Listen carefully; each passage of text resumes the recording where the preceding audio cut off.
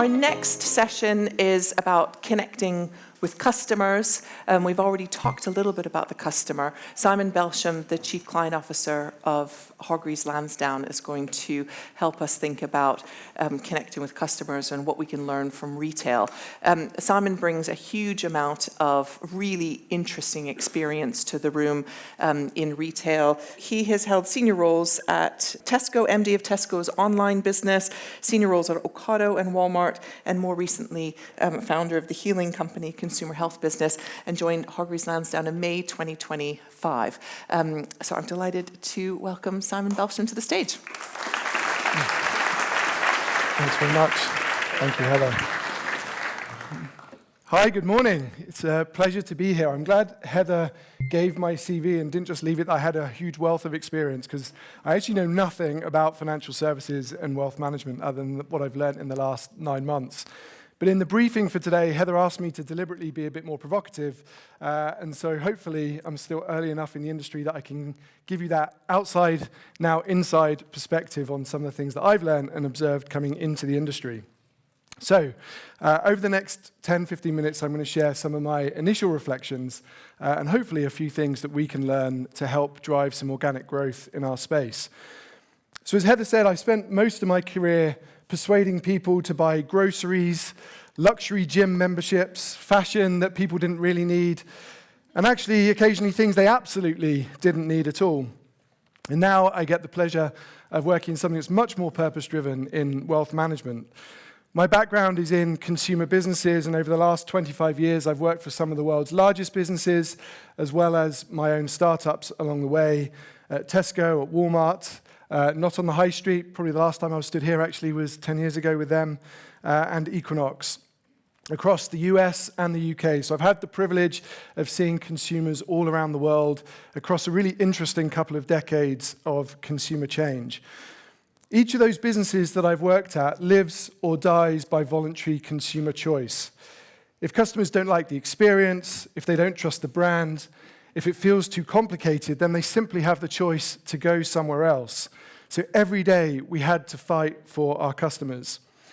Today, I'm Chief Client Officer at Hargreaves Lansdown. Our purpose is simple: to help Britain build wealth with confidence. And that connects to a much bigger national challenge that I think everyone in this room will really understand and identify with. The UK has a savings problem. We've got too much money sitting in cash and too few people who feel confident about investing. And the advice gap for people to access advice is widening all the time. If we want a nation of investors, we need much more organic growth in our industry. But I don't believe that growth is going to come from slightly better funds or slightly better wrappers. It's going to come from something else. And so my argument is that it's about client connection. And that's where I believe that consumer businesses have a lot to teach us. So, my first lesson coming into this industry: brand is trust at scale. In retail, we used to talk a lot about moments of truth in the client experience and the client journey. That zero moment of truth is the point when you get hungry and you think about needing some food and where you're going to go for that. Your first moment of truth is when you get to the shelf edge and you decide whether you want to buy something or abandon the purchase. The second moment of truth is when you consume the product you've bought, or you wear the clothing that you've purchased. And the result of that is, at Tesco, when I was there years ago, trust was tested and earned or lost every single day. Was the pricing accurate? Were the shelves stocked? Were the queues reasonable? Was the store clean? Were the staff friendly? Trust moved really, really fast. You could lose it in a day or in a week. In wealth management, sometimes I believe we feel that trust is inherited, that in some way it's an inalienable right that we have earned people's trust and loyalty, whether it's from regulation, from heritage, from performance numbers over time. But I really believe that trust in this industry behaves in the same way that it does in retail. It can appear to move very slowly until volatility hits, and then it moves very fast. So we need to think about those real moments of truth in the wealth industry.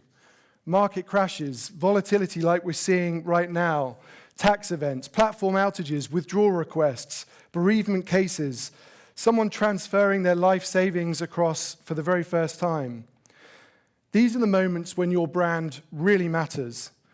I know some of us like to use big bells in our advertising and other things. Where's Mike? You just saw him just now. But for me, hello, Mike. It's memorable, Mike. It's memorable.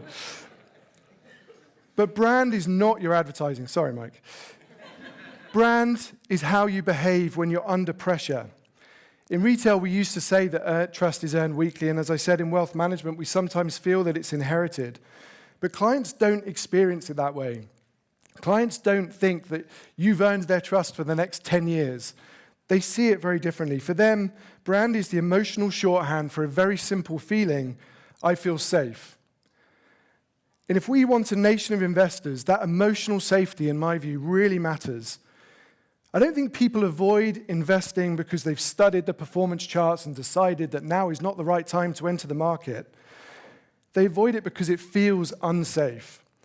So the real question, I think, for our industry is, are we architecting our business for the calm days when everyone's rational and things look like they're going in the right direction? Or are we architecting it for the crisis days when it really matters to our clients? My second lesson that I've learned through retail that I think applies to us is that we don't sell wrappers, we sell futures. I was fortunate enough when I was working in the States to work with a number of the Apple marketing team that used to work with Steve Jobs on a lot of the Apple product launches. And there's the one famous Apple example from when they first launched the iPod, which I think is quite relevant for some of what we do. They had a choice at the time to market it as a 128 gigabyte hard drive that could download MP3s, or, as they chose to do, they could sell 10,000 songs in your pocket. That's the difference to me between selling features and selling meaning. And I saw exactly the same thing when I was in the gym industry at Equinox. We weren't selling gym access. Gym access is commoditized. Pure Gym, £10 a month. In the States, Planet Fitness, $5 a month. It's not about access to the equipment. We were selling identity. We were selling a vision of who you could become. Our members weren't joining a gym. They were becoming someone else, someone aspirational. And I think the wealth industry sometimes makes the opposite mistake. We talk about ISAs and SIPs and asset allocation and tax wrappers, but clients aren't thinking about any of those things. I say to my team literally every week, what are clients thinking about? They're thinking about, will I be okay? Can I look after my kids? Can I stop working when I want to? Can I live the future that I've imagined? And I always tell my team that no one dreams of owning a tax wrapper. Actually, some people in this room might. I'm sorry about that. But generally, clients don't dream of owning a tax wrapper. They aspire to feel secure, and we need to translate our language so it's much more accessible for them. Instead of talking about asset allocation, we need to talk about confidence. Instead of talking about diversification, we need to talk about resilience.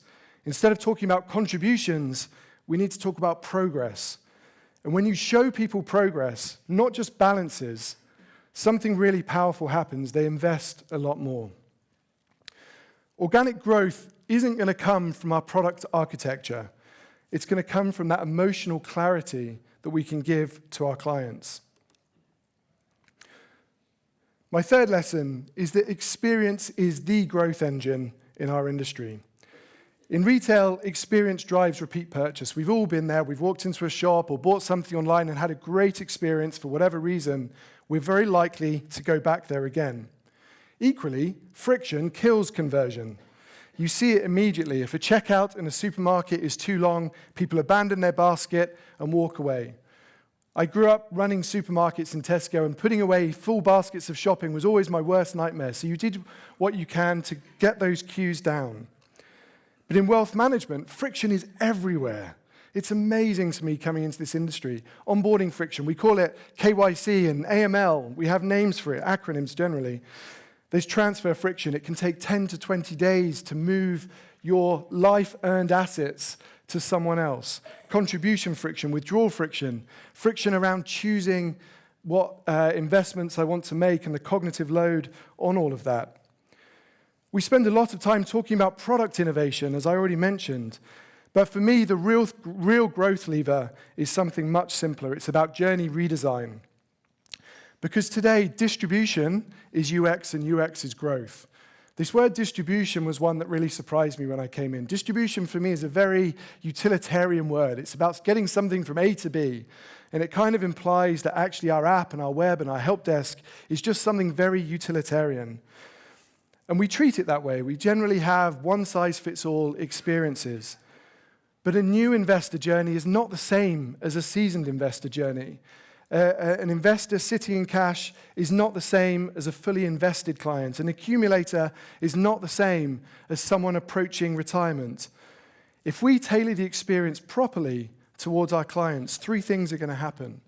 We're going to get greater retention. We're going to get greater advocacy. And clients are going to naturally want to consolidate more of their wealth with you.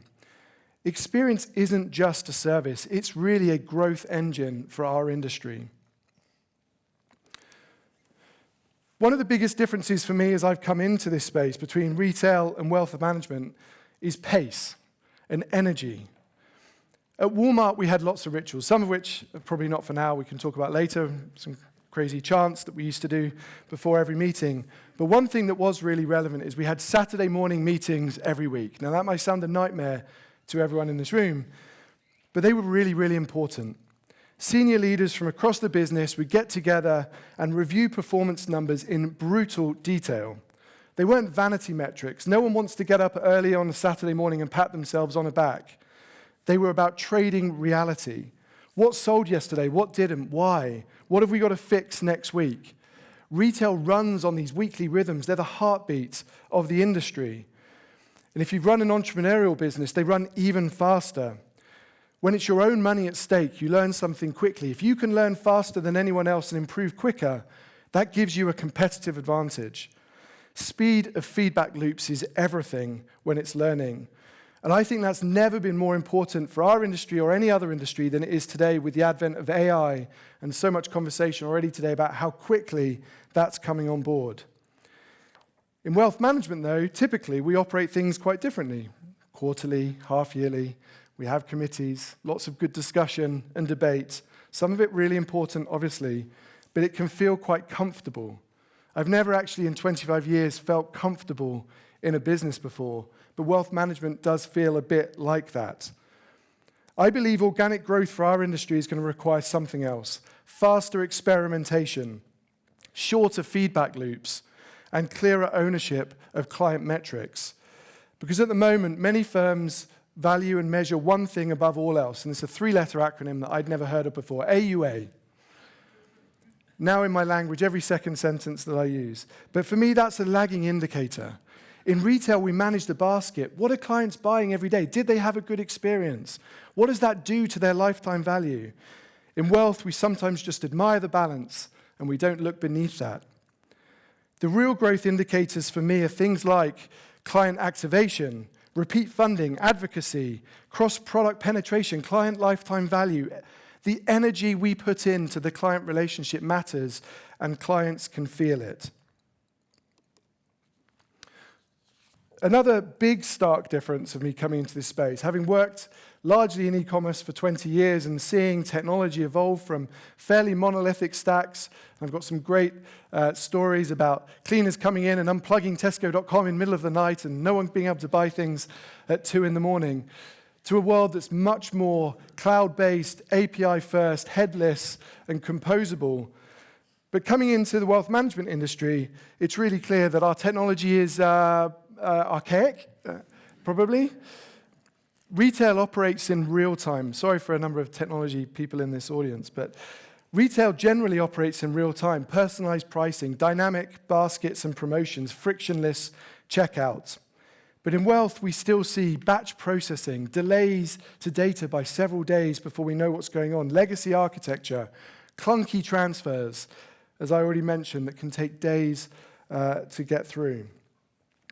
And of course, wealth management operates under strict regulation. There's some good reasons for some of that, and rightly so, because we are managing people's life savings and we have to do it responsibly and safely. But in my mind, regulation doesn't prevent clarity. it doesn't prevent empathy, and it doesn't prevent good experience design. In fact, those are the principles of consumer duty at its heart. Sometimes we hide behind regulation in advancing what could be a better consumer experience. And in many cases, the biggest barriers to better client experiences aren't regulation. They're legacy systems, legacy thinking, and probably legacy cultures in many of our businesses. Technology doesn't just create efficiency, it shapes emotion. A slow platform creates anxiety. A transfer that takes 10 days with your life-saving disappearing off one platform before it appears on another creates fear. But a clear dashboard can create confidence. A good example from my career comes from Tesco's Clubcard. People often thought Clubcard was genius at Tesco because it was about data, and data is clearly a big part and at the heart of how it works. But what Clubcard did was about driving behavior of our customers. The magic wasn't the database. The magic was the moment when a customer received through the post vouchers for something that they'd bought the week before. Now, we all scroll Instagram and TikTok today, and we're a bit freaked out by it bringing something up that we were talking about only 5 minutes ago. So we've all got a bit more used to that degree of personalization. But 20 years ago, that was magic when you got vouchers for a discount on something you'd bought last week through the post. Suddenly, clients and customers felt understood. And for me, that's the lesson for wealth here. Data without action is just expensive storage. Personalization isn't about Dear David or Dear Simon. It's about relevance at the right moment of those moments of truth. Contribution nudges, cash prompts, portfolio reassurance during volatility, life stage guidance. For me, the best use of data isn't about prediction, it's about prompting. And those prompts will drive organic growth, more contributions, less churn, and more consolidation. And one final lesson for me from consumer businesses is that simplicity wins. In retail, we had a rule that if customers don't understand something in 3 seconds, they don't buy it. And actually, in a world of doom scrolling, I think we've got less than 3 seconds now to sell to our clients. In wealth management, complexity is sometimes worn as sophistication. Probably wealth management and legal are the only two industries I've seen that take pride in complexity as a strategy. But complexity creates hesitation. Hesitation kills growth. Confusion and complexity are not strategies when it comes to consumers. If we want a nation of investors, we have to make investing feel normal, accessible, understandable. We talked a bit earlier, not elite. Simplicity scales, but complexity doesn't. So if I take a step back from all of that and think about the industry opportunity, organic growth, in my mind, in wealth management won't come from better model portfolios. They can help drive marginal returns around the edges, but it is going to come from making investing emotionally safe, culturally normal, and behaviorally easy. And that's going to require 3 things of us. First, treating brand as trust infrastructure, being there for clients at the moments that matter, those moments of truth. Second, selling life outcomes, not product features, talking to them about their goals and in their language. And thirdly, running the businesses with retail-grade commercial discipline. Because I believe the firms that are going to win over the next decade aren't just going to be managing money, they're going to be managing client relationships. Thank you.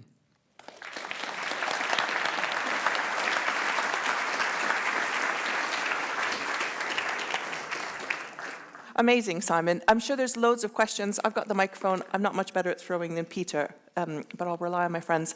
I'm going to keep scanning. I'm not avoiding making eye contact with you to look for questions.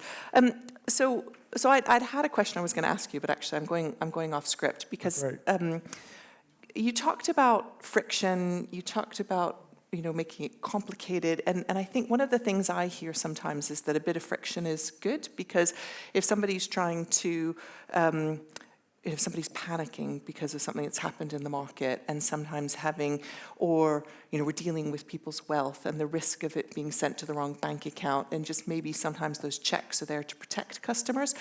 But you presented a compelling case that that creates friction with our customers and the relationship that we have. And I mean, should we, is there a place for some friction in our industry? Yeah, look, I've learned, one of the phrases I've learned since being here is this phrase of positive friction, right? Because I do agree. I think there are certainly journeys or products where you need clients to take a breath and make sure they're thought and understood and educated and considered before they buy that. But I wouldn't hide behind that or get that confused with actually creating accessible, understandable, safe experiences. Yeah, really important. I hear somebody. Oh, there's one up here. Alex, thank you. Sorry. If you were putting yourself in a customer's shoes today, from what you've learned in 9 months, and imagine you can ignore your bosses in the FCA, what would you rip up? Good question, Helena. The whole lexicon, honestly.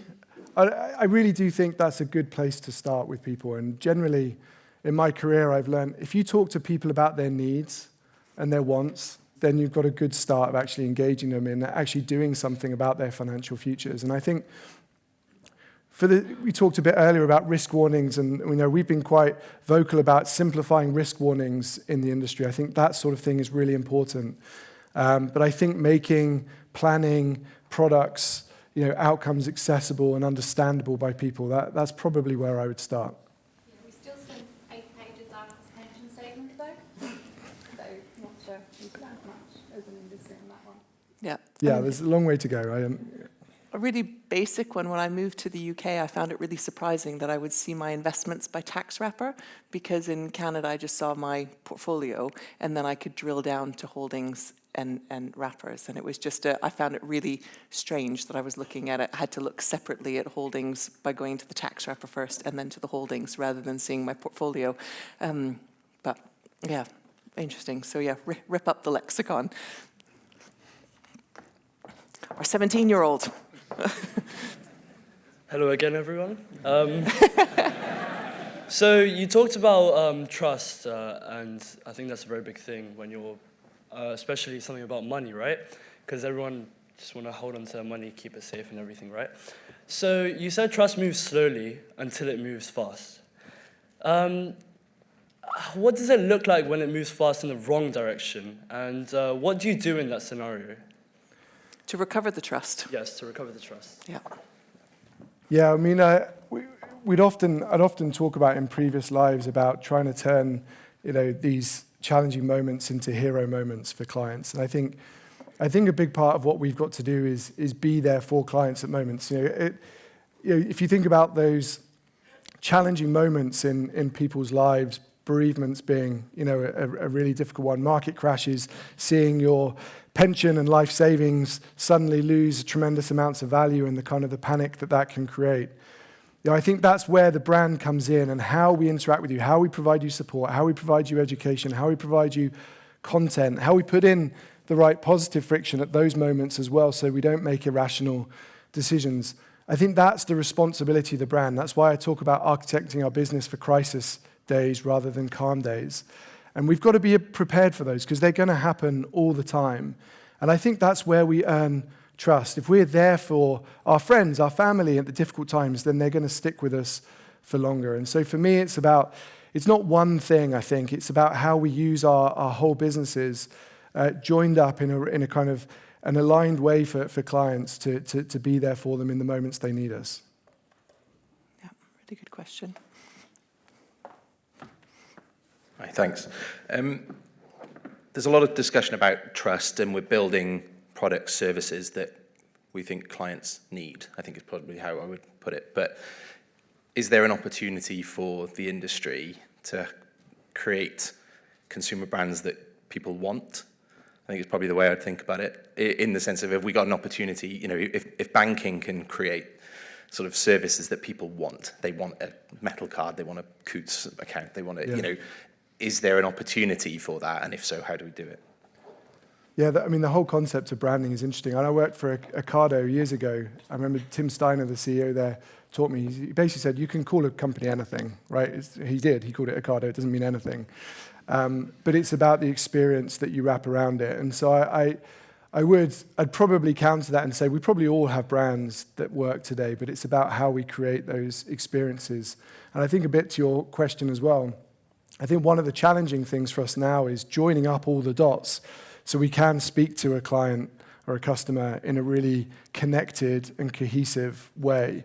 That's some of the hard stuff, I think, about building brands of the future. When they're going to LLMs and their friends and family, and they're getting advice and guidance and education from lots of different places, how do we make sure we show up consistently wherever they kind of come into us? So for me, it's less about the sonics and mnemonics and the kind of the visuals and all of that. It's about how we show up for our clients consistently. I'm not sure that answers your question directly, but